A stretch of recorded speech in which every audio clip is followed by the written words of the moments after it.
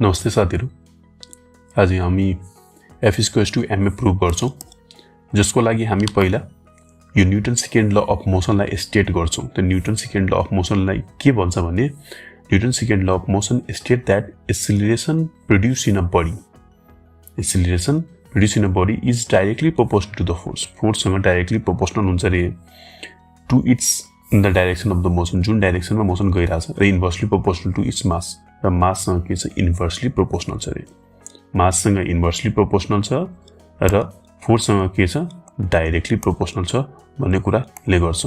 भन्नुको त्यसले के भन्न खोजिरहेछ भन्ने कुरा हामी यहाँ एउटा इलिस्ट्रेसन गर्छौं। यसमा के गर्छौं, एउटा व्यक्ति छ जसको दुईटा कन्डिसनको कुरा गर्छौं। यसमा के छ, एउटा कुर्सी छ, दुईटै कुर्सी के छ 25 केजी को छ। हामी अलग अलग फोर्स यसमा लाउँछौं, जस्तै कि हामी 5 न्यूटनको फोर्स लाउँदाखेरि र 10 न्यूटनको फोर्स लाउँदाखेरि के भयो भने 5 न्यूटनको फोर्स लाउँदाखेरि त्यो कुर्सी एसिलेरेट कति गर्यो रे 10 मिटर एसिलेरेट गर्यो। ठीक छ, जबकि 10 न्यूटनको फोर्स लाउँदाखेरि यो कुर्सी कति एसिलेरेट गर्यो 20 न्यूटन। यहाँ मास के छ दुईटैको बराबर छ, 25 केजी कै कुर्सी थियो, तर हामी फोर्स 5 न्यूटन र 10 न्यूटन लाउँदाखेरि 5 न्यूटन लाउँदाखेरि 10 मिटर र 10 न्यूटन लाउँदाखेरि 20 मिटर त्यो कुर्सी के गर्छ मुभ गरेछ। त्यही भएर हामीले के यहाँबाट हामी हेर्न सक्छौं acceleration produce in a body is directly proportional to the force. यानी फोर्स बढ्यो त्यसले गर्दाखेरि के छ एक्सेलरेशन पनि बढेको छ। त्यसलाई हामी यहाँ एउटा इक्वेसन बनाउन सक्छौं, A is directly proportional to the force. Acceleration के छ फोर्ससँग डाइरेक्टली रिलेसन लाग्छ, जुन चाहिँ हामी इक्वेसन 1 बनाउँछौं यहाँ। त्यस्तै हामी अर्को कन्डिसनमा के गरेछौं, कुर्सी चेन्ज गर्दैछौं। कुर्सीको वेट अब 50 केजी, एउटा कुर्सी सेम 25 केजी कै राख्यौं। अब के हुन्छ भने अब हामी 10 न्यूटन फोर्स, यहाँ फोर्सलाई के गर्छौं इक्वल लाग्छ, 10 न्यूटन फोर्स 10 न्यूटन फोर्स। तर जुन कुर्सी हेभी थियो त्यो कति मुभ गर्यो 10 मिटर, र जुन कुर्सी लाइटर थियो यानी सेम पहिलेकै कुर्सी राखेको थियो 25 केजी को जुन चाहिँ कति मुभ गर्यो 20 metre.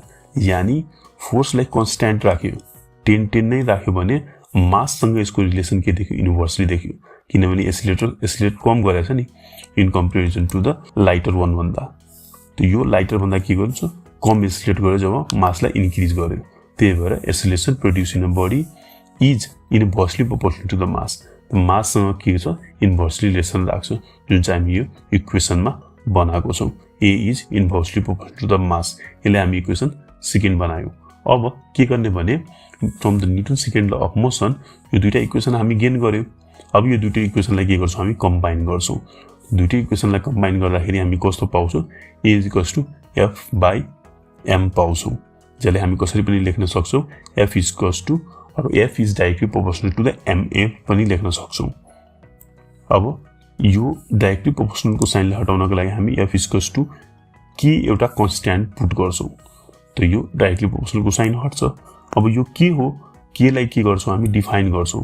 If 1 Newton force is applied to 1 kg mass, 1 Newton force 1 kg मासमा लायो भने के हुन्छ, त्यो कति एसिलेट गर्छ रे 1 metre per second square accelerate गर्छ।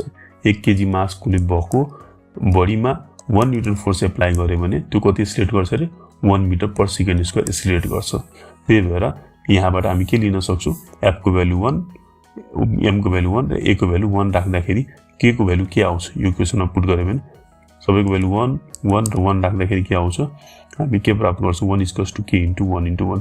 त्यही भएर K को भ्यालु 1 आउँछ यहाँ। अब यो 1 को भ्यालुले हामी यही इक्वेसनमा पुट गर्यो भने हामी के देख्छौं F = Km = F = 1 * m * a। त फाइनली हाम्रो के आइहाल्छ F = ma आउँछ, जुन चाहिँ हाम्रो फाइनल रिजल्ट हो। Thank you.